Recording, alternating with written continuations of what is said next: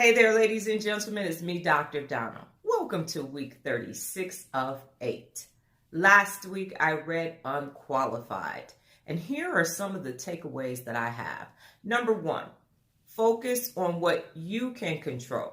That's the only thing that you actually have the ability to change, improve, or get rid of. So only focus on what you can control. Got it? Good. Number 2, take care of yourself. I say this all the time. You have to put you first. When you're on an airplane, they tell you, hey, you got to get your oxygen mask on first before you try to help anybody else. So you have to take care of yourself. Number 3, protect your heart.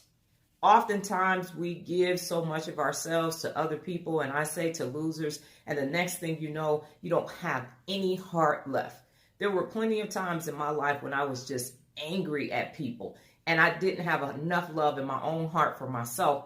I definitely didn't have love to give to anybody else. So you have to protect your heart and don't just put it out there and just give it away and let people stomp all over it and abuse it and then throw it back to you like it's some dirty rag that's just been on the floor. You got to protect your heart. The next one is spread love. I know I just said protect your heart, but you also have to be willing to spread love to people, even to those people who have harmed you. I've said before, there are about 176 people who really should get some Dee from the D love, if you know what I mean, but that's not going to give anything back to you. If you believe in karma as I do, when you spread love, you get love in return. But in order to do that, you got to get rid of the losers in your life because those are the people that you're protecting your heart from. But when you have a bunch of real leaders in your life and people that are holding themselves personally accountable, you can spread love all day long. Next, have people in your life that you trust and they support you.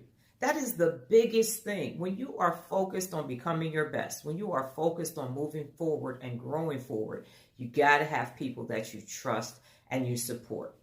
Do I recommend Unqualified? Absolutely. I say get a copy of the book and read it as soon as you can.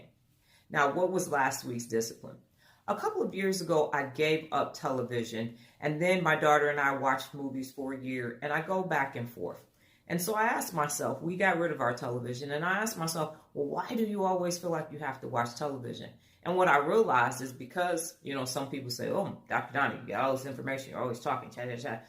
And I started watching television in my adult life so that I could be relatable.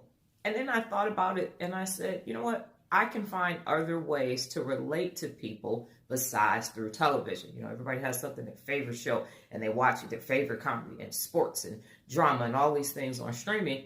And so I would use it as a way to have conversations with people, but I'm okay with relating in different ways. And I suggest that you do the same thing. If you find yourself doing something that you're really on the fence about, but you need to be relatable for work or for family or whatever, find a way that makes you feel comfortable relating and it allows you to still be you, because I really wasn't all the way being my 100% self trying to talk about something that may or may not interest me. So being a real leader and being transparent means that when you're doing something that isn't real, you got to nip it in the bud. You understand what I'm talking about? Cool. So what's this week's book? This week's book is Spy School. It's going to be real interesting. Y'all know I used to be an MP, so this is going to be cool. I want to know what it's all about. Well, that's my time, ladies and gentlemen. But before I get out of here, just remember the power of 8. Being disciplined and patient makes life great. I will see you all next week. Adios.